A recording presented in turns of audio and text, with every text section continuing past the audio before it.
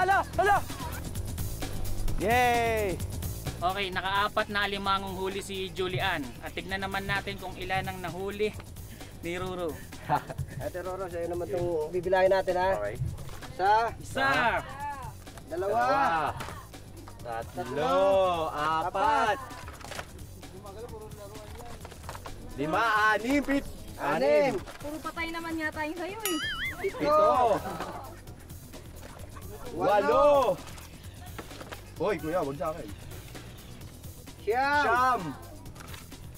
Ay di wow! Ay di wow! Ikaw na!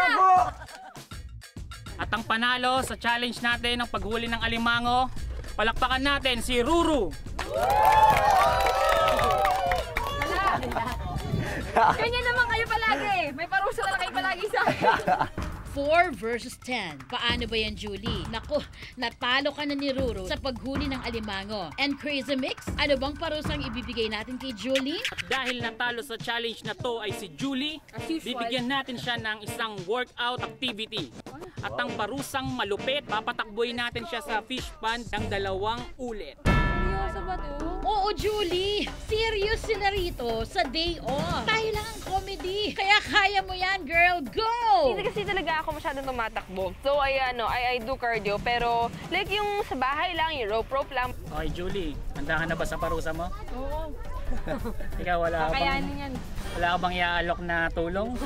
Gusto ko nga, sagutin ko na lang isang ikot eh. Talaga, paka-gentleman mo naman. Ano, gusto ba? Okay lang ba sa'yo? Pahig ka ba? Oo, okay lang sa akin, pero kaya ko naman. Kaya naman daw niya. Ayoko kasing nakakita na nahihirapan na babae. Yun, no? Wala, nakaka-turn on naman talaga yun. Hindi, pero okay. Ruth, ay thank you ah. Thank you talaga. Oh, Hindi sa akin yung video, okay sa akin. Ewan ko sa inyo. Mabuti pa, simulan mo na ang pagtakbo, Julie! Go! Oh, game na!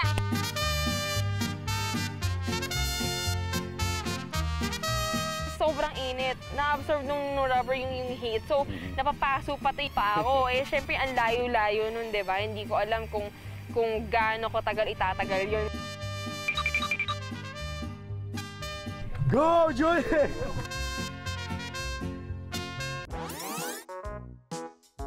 Para kami nagta-triathlon dito. Pagkatapos lumusong sa potekan, tatakbo.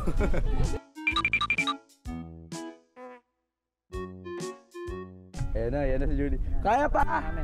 I'm dying. Ako natatakbo para sa'yo. Talaga? Oo. Gusto mo kunin pa kita dyan, pasan kita eh. Yan na, nagbago na ang isip. Gagawin mo talaga yun? Gagawin ko talaga para sa'yo. Hindi, mainit. Hindi ko matiis kasi mainit yung bota.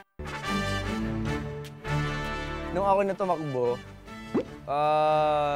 madali lang naman siya takbuhin, kaya lang mahirap mabato. Mabato so, siya. kailangan mong iiwasan yung mga bato, tapos makitid din yung daan. Once na maling tapak mo, malalagdag ka na sa tubig. Ang bay talaga ni Ruru, no?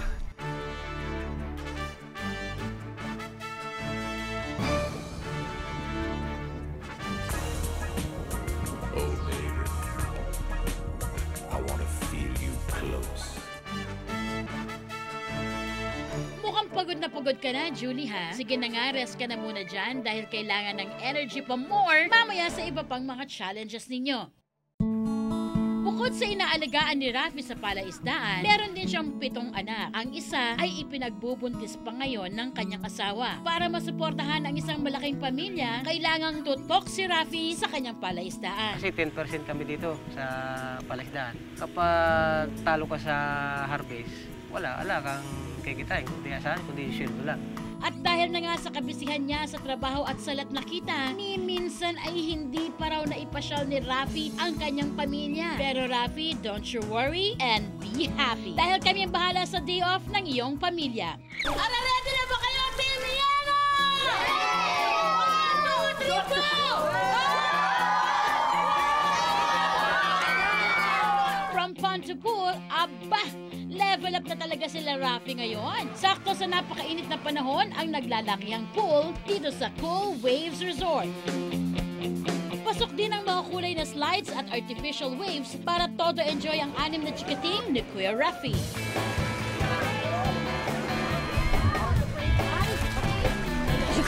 Parang totoo talagang wave. Wala kami nasa dagat. Oh, yung pangalan ko.